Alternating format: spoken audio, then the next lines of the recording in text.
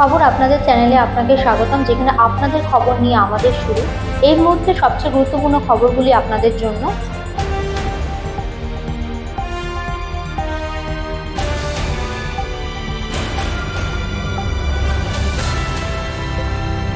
খাস কলকাতা বিটি রোডে শুটআউট, ব্যবসায়ী গাড়িকে লক্ষ্য করে গুলি চালানো হলো।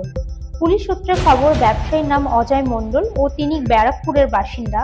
বলা বাহুল্য, টিটাগড়ের প্রমোটারিং নিয়ে তোলাবাজি নিয়ে দুষ্কৃতীরা 7 থেকে 8 রাউন্ড গুলি চালান ব্যবসায়ীর গাড়ি লক্ষ্য করে এবং কোনো মতে সেখান থেকে তিনি বেঁচে যান। এবং সূত্রের খবর, গুলি চালানোর আগে তাকে ফোনেও হুমকি দেওয়া হচ্ছে। বাইপাসের ধারের হাসপাতালে আজই ভর্তি হলেন তৃণমূলের সর্বভারতীয় সাধারণ সম্পাদক তথা ডায়মন্ড হারবারের সাংসদ অভিষেক বন্দ্যোপাধ্যায়।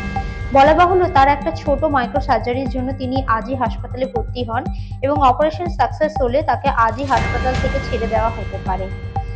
এই কারণবশতই তার কর্ম থেকে তিনি কিছুদিনের জন্য একটি ছোট বিরতি নিয়েছেন।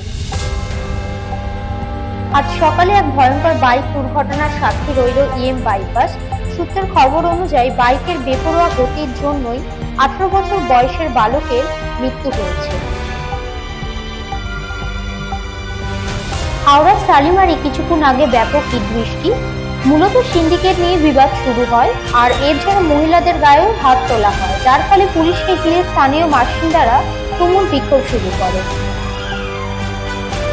গার্ডেন রিচ বহুতল ভেঙে পড়ার কাণ্ডে 730 পাতার অভিযোগ জমা করল কলকাতার পুলিশ 89 দিন পর।